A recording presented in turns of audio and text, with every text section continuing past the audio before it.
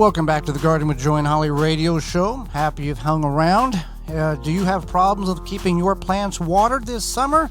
Well, Tree Diaper has the solution to that terrible age-old problem, not keeping your plants healthy by watering them. Before Tree Diaper, watering trees, shrubs, and bushes was not your favorite job on your property, but with Tree Diaper, it's not really a job. Tree Diaper is a revolutionary watering system that slowly releases stored rainwater when plants need it. The Tree Diaper is filled with water from rain, or when you water, and slowly releases water over 3 weeks. No pipes, hoses, or electricity needed. Whether you're a first-time gardener or advanced, Tree Diaper will improve the way you water your plants every time it rains. Tree Diaper recharges. Made in the USA, you can find all the sizes they have available at treediaper.com. That's treediaper.com. Well, it's time to, as fall gets near, it's time to start planning to look at what we need to do in order to get our lawn in shape. And fall, as we talked about, is a great time to plant trees, but also is a great time to seed your lawn if you've got patches that need to be filled in, or if you are wanting to redo your lawn. There's some things in which you should know in order to have the best lawn possible. And one is knowing what type of seed is best. Do you need a cool season grass? Or are you needing a warm season grass? Or do you need a transitional seed grass? What does all that mean, Holly? It's almost like onions. Where Okay. If you're in the south, the deep south, you want a warm season grass. If you're kind of in the middle of the country, like St. Louis-ish area and to the east and west, you can do the transitional season grass. And then if you're north, I don't know, let me see here, like Chicago-ish, kind of middle of Illinois, middle of Indiana, and north. That's across kind of the boundary across the United States, give or take. Yeah. Then you want to do the cool season grass. So warm season grasses are varieties that are actively growing, are inactive growing beginning in late spring and go dormant in early to mid fall. Cool season grasses are varieties that are active or green up much earlier in the growing season, middle of spring, and stay green longer into the fall before going dormant in late fall. So there's all different varieties of grasses. So whether you're seeding them or you're laying sod down, you want to get the right kind of grass. And once you have that grass down, maybe you've already got a very nice lawn, or you've purchased a home that has a lawn already that's very well maintained. What can we do in order to continue that beauty that the lawn is giving us from whatever source, whether we've done it or the previous owner or a landscaping company has come in and made it all fancy for us? So during fall, the leaves fall from the trees. In case you didn't What? know. What? And those are fun. Leaves are great. They're great for your mulch for your vegetable garden. But for your grass, they can cause problems because they can block out much needed water or sun, or even just like air, essentially, for your grass to breathe. Now, if you don't want to take your grass clippings to the garden like we do, you can just mow them up and mulch them, can't you? The leaves, you mean? Correct. Yeah. Yes. Yeah, you can mow up the leaves. That's no problem. Or maybe you get joy and Reiki in the leaves. Whatever you like. But just that's one thing. If you want to have a beautiful, lush lawn, then you want to make sure you remove those leaves, and then you can do whatever you want with them. Put them in the street for pickup. Put them in your garden. Whatever. But we would recommend at least making a pile somewhere and not giving them to the city or burning them, for that matter. There's a lot of value to the leaves. Make a pile and let your niece and nephew jump into right. it. Whatever. So yeah, so that's one thing. Another thing is to keep cutting the lawn. Mm-hmm. I don't know. I think most people that I know cut the lawn up until it, I don't know, I guess freezes or snows or back where I'm from, Southern Illinois, 26 times a year is what you cut the grass. Yeah. Half the year, every week, you cut the grass. Here- From about early March all the way to first week of November, kind of in that area. Yeah, here, I mean, it obviously varies, but yeah, you want to keep cutting. You want to keep it at the correct height. So you want to keep it at 2.5 to 3 inches in height.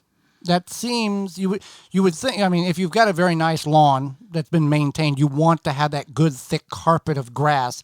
If you're, and just like many people who are listening, you don't care about your grass, you mow that sucker as low as you can so you don't have to mow it as frequently. And whatever grows in what you call a lawn is whatever grows in whatever you call a lawn. You just mow it down every week.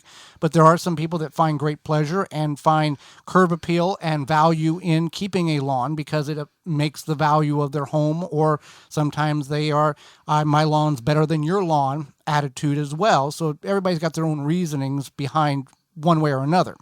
Right. So, yeah, you want to keep cutting your grass. For a good, healthy lawn, you don't want to mow that thing all the way to the ground. You want to have some sizable grass available there. So, well, mowing it down super low also is bad for the root system. yes.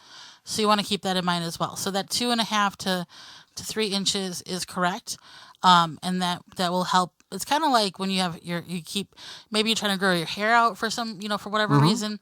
Regular trims keeps it nice and healthy. Same thing with the grass. You want to keep it to a certain height, not too short, not too long, and you're going to have a healthier lawn. Well, what do we do if the soil is just so dense in our yard and maybe it's really hurting the grass production? You could aerate it. Okay. We can purchase or rent or do it ourselves or have somebody come in and do it. And, and so some grass experts recommend allowing somebody else to just come in and aerate it. Not necessarily every year, every other year, every few years, kind of dependent on the kind of soil you have. That's something you would have to feel out. And you can also call a grass lawn expert for... Grassologist? A grassologist. I don't know, landscaper, whatever. Horticultural grass expert, yeah. Grass expert, marine biologist, what have you. And...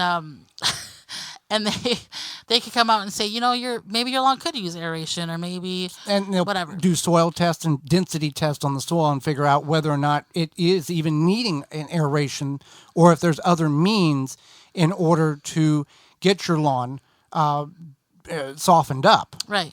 And you may think, you're a DIY person, you're going to do this yourself. And more power to you, but sometimes time is money, right? And so if you need to rent an aerator and then do all the work, it might pay off just to pay somebody, especially if it's only going to be every couple of years. So kind of weigh that too. So yeah, that's definitely aeration is a good idea. So keep the lawn very loose and the soil loose. And also now our friends at Nature's Lawn has a product that will actually do that for you, so you don't have to rent a machine. That's natureslawn.com, and it will actually aerate the soil without actually having to rent an aerator. Right.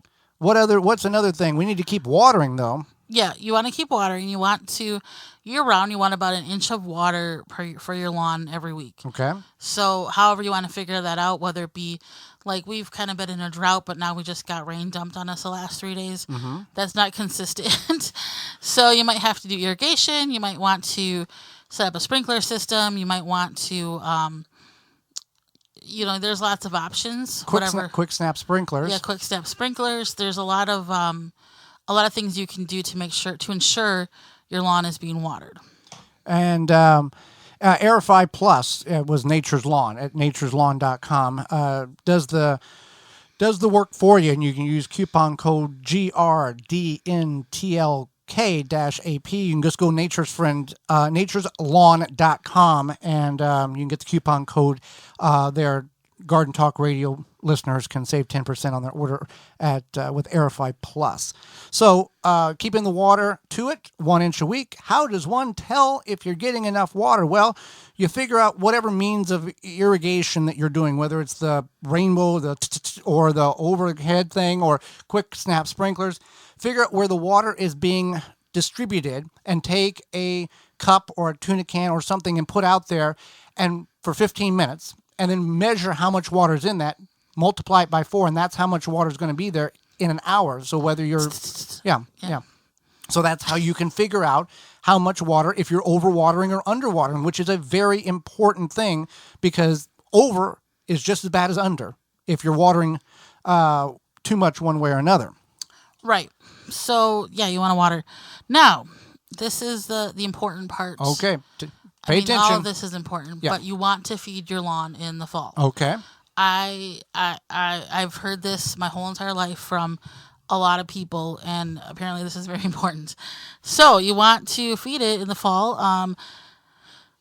They need water. Grass roots need water to last the winter, and they also need that like the boost of the fertilizer. The energy in order to want before it goes to dormancy. Yeah. Yeah. Kind of like, bears probably eat a lot before they go into hibernation. Right. Same thing for your grass.